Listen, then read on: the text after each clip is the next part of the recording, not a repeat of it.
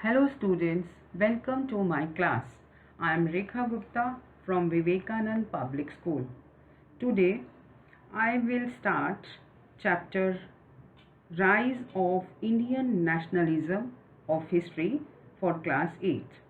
Before starting the chapter, I want to explain you few new terms. It will help you in understanding the chapter. First word is sovereignty. Students, sovereignty is the authority of a state to govern itself without any outside interference. Second word is nationalism. Nationalism can be defined as a feeling of pride and unity, which also includes the desire for self rule in the people of a country. Next word is moderate. Moderate means these were the leaders who believed that the British respected their demand for justice and freedom. They believed in submitting petitions and making representation to make the British accept their demands. Radicals. Radicals were the leaders who believed that the Indians needed to fight for Swaraj. They were highly critical of the politics of prayers of moderates. So students, these new words will definitely help you in understanding the chapter. In previous chapters, you have learnt that the British rule affected the lives of Indian people in different ways. Indians were not happy with the British rule and policies, and people showed their anger or discontent with British rule through different revolts. The revolt of 1857 is an example of this type of revolt, but it did not reach a nation scale. Second half of the 19th century witnessed the growth of a new type of political consciousness among Indians. They began to look beyond regional boundaries to see India as a single nation comprising all Indians, irrespective of region, class, color, caste, creed, language, and gender. They began to believe that the country's resources rightfully belonged to Indians, not the British. They also began to believe in the idea of sovereignty. They began to feel Indians should be allowed to manage their own affairs without any outside interference. And this growing feeling of unity, national identity, and pride and desire for self rule can be defined as nationalism. Over the time, it also gave rise to a national movement that ultimately freed Indians of colonial rule. Students, in this chapter, subtopics we will study now. First is the reasons for the growth of nationalism. Then the Indians form political associations, birth of the Indian National Congress, the moderate phase, British attitudes towards the Congress. So first subtopic is reasons for the growth of nationalism. There were so many policies and programs of the colonial government that were not satisfying Indian leaders and people. First is exploitive policies of the Britishers. The trade policies of the British, which flooded Indian markets with cheap British goods but made it difficult to sell Indian goods in India or outside, made many craftsmen bitter. The land policies of the Britishers and the high revenue imposed on landlords and peasants caused much resentment. The Grand Imperial Darbar. This was held in 1877 in Delhi to proclaim Queen Victoria as the Empress of India and this imperial darbar was held during the time of famine. That time, people of India were suffering with a severe famine, and this also upset many Indians. Same time, the tribal resented British attempts to civilize and settle them. The British made many tribals move out of forest, which angered them.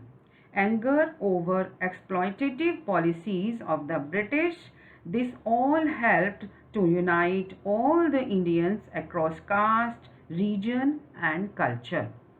Second policy is unifying effect of British administration. The British introduced a uniform system of governance across the country, bringing all Indians under a single rule of law. The introduction of the railways, postal services, these all also helped in the movement of people and ideas from one part of the country to another. It also helped bridge the gap between people belonging to different cultures and regions. It also made it easier to launch a nationwide struggle. Next point is spread of Western education. The spread of British education exposed many Indians to Western thoughts and ideas about liberty, equality, democracy, nationalism, etc. They began realizing the harm being done to India by the imperialistic powers. Western education made Indians aware of freedom struggle in other countries and inspired them to fight for their rights. Next point is cultural awakening of Indians. That time, William Jones, he was appointed to the Indian judiciary. He studied many ancient Indian texts on law, philosophy, science, etc. in depth. And he also translated Indian works in English. Many other scholars such as Max Muller, Monier Williams, these also translated Indian works into English. Their efforts helped to revive the interest of Indians towards their cultural heritage. The later, the Brahmo Samaj and the Arya Samaj also helped instill a sense of pride among Indians for their rich past. Next is racial discrimination in army, police or civil services. The nationalistic spirit became strongly rooted among Indians in the 1870s and the 1880s, especially in the face of the discrimination they suffered under the British regime. The British recruited Indians only at lower posts in the army, police or civil services. Indians were not allowed to travel in the same train compartments as the British. And last is three major important steps. These were taken by the British government. These were the Vernacular Press Act of 1878. According to this act forbade the press from criticizing the government, allowed the British government to seize the assets of newspapers such as their printing presses if they published anything the government found objectionable. Second act was Arms Act. It was passed in 1878 and it forbade Indians from carrying weapons. And third bill was Ilbert Bill. This bill sought trial of European and British people by Indian judges. This also sought equality between Britishers and Indian judges, but Britishers opposed this Ilbert Bill. That is why the people of India were unhappy with this action of British government, and this finally led to the formation of the Indian National Congress. Next part is that time, due to the policies of Britishers, many Indians formed different political associations.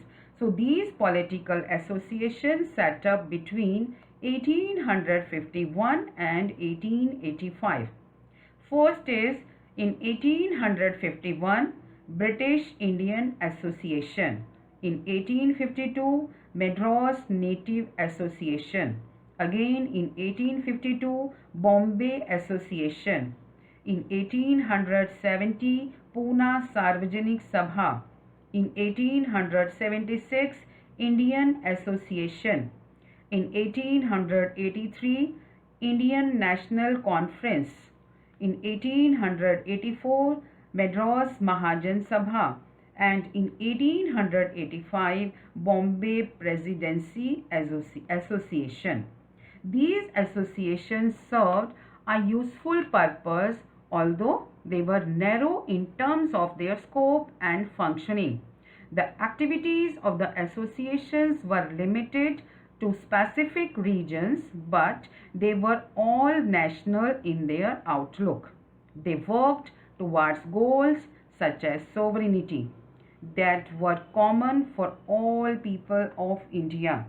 The association sent petitions to the British government on various issues concerning the people such as discrimination, high land revenue, and called for greater role of Indians in the administration. But their petitions were largely ignored. Same time, there was birth of the Indian National Congress. By this time, many Indians had been feeling the need for an all India organization for voicing Indian concerns and demands before the British rulers since 1880. After the controversy over the Ilbert Bill in 1883, the demand for such an organization grew. The same year, a young leader called Surendranath Banerjee, he convened the first All India National Conference to bring all political associations on a single platform. In 1885, when 72 leaders from all over the country met in Bombay and established the Indian National Congress. Popularly, it is known as INC. The early leaders of the Congress included Dadabhai Naoroji, Surendranath Banerjee, Firoz Shah Mehta, W.C. Banerjee, Badruddin Tayyabji, Ramesh Chandra Dutt, D.E. Vacha, and S. Subramanya Iyer. When Indian National Congress was founded, that time, Allen Octavia Hume, popularly known as A.O. Hume, he was a retired British civil servant, and he played an important role in convening the Bombay meeting which led to the founding of the INC. It is believed that A.O. Hume wanted Indians to form an All India Association that would inform the British government about the problems and demands of the Indian people. So, in early phases, when the Indian National Congress was found, its objective were to bring leaders from different parts of the country together to discuss the problems and demands of the people and suggest solution. Second, to work towards eradicating all kinds of prejudices based on class, caste, religion or race in order to bring about national unity. To decide on a roadmap for getting the British to concede to their demands. So early phase of Indian National Congress was the moderate phase. It is popularly known as the moderate phase, and it was around 1885 to 1905. In the first 2 decades of its formation, the Congress was content with submitting petitions and making representations about its demands before the British. Its leaders believed in applying constitutional methods to raise demands. They also took a number of steps to make Indians more aware about the unjust rule of the British. They wrote articles and gave speeches criticizing the British policies and actions. They traveled across the country to hear people and their problems and mobilize public opinion. This was because many of its leaders believed that the British respected their ideas on freedom and justice and were willing to accept just demands made by Indians. These leaders came to be known as moderate leaders because they were believing in sending petitions and applications, and they believe in the constitutional methods. In these leaders, these were Surendranath Banerjee, Gopal Krishna Gokhale, Firoz Shah Mehta, and D.E. Vacha. The moderates did not demand complete independence in the early years of their functioning. They saw the British rule as a blessing in disguise for Indians, so they were content with pushing for reforms only. So, some of the demands of the early phases of Indian National Congress, or we can say made by the moderates, were: the Congress asked the government to consider opinions of Indians when taking administrative decisions. Second, it asked the withdrawal of the Arms Act. It asked that Indians be allowed to speak and express their opinions freely. It also demanded reduction of the land revenue imposed on landlords and peasants, more money for irrigation, and cuts in military spending. So these all were the demands of the Indian National Congress. It also asked government aid for Indian industries and cessation of free trade. Now, next subtopic is British attitude towards the Congress. British response to the Congress was quite favorable initially, but gradually the British turned suspicious of the activities of the Congress. They began to brand its leaders as disloyal babus or violent villains who represented only a small minority of Indians and not to the masses. The British even encouraged anti-Congress movements. So this was the British attitude towards the Indian National Congress. Now, importance of the moderate phase. This phase of Indian National Congress is also having importance that time. The moderate phase of the Congress was quite an important one, although it received much criticism. The contribution of the moderate phase to the national movement is immense. The moderates in their early years paved the path for many constitutional reforms.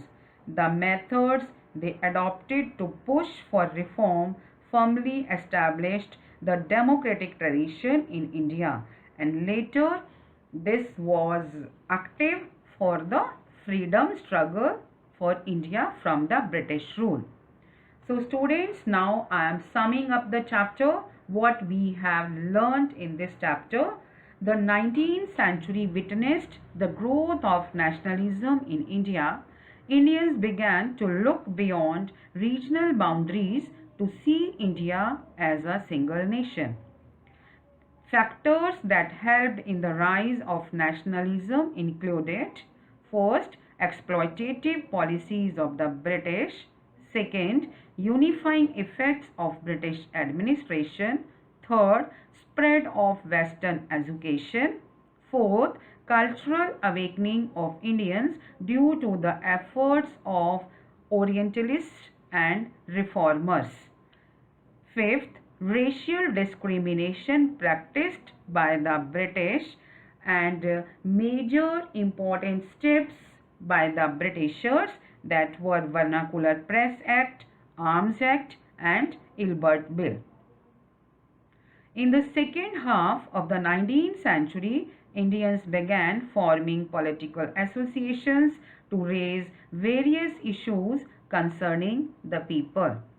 The association sent petitions to the British government on various issues, but their petitions were largely ignored. The Indian National Congress was established in Bombay in 1885 with the effort of A.O. Hume. He played an important role in the founding of the Congress. In the first 2 decades of its formation, the Congress was quite moderate. It was content with submitting petitions and making representation about its demands before the British. Initially supportive, the British turned suspicious of Congress activities.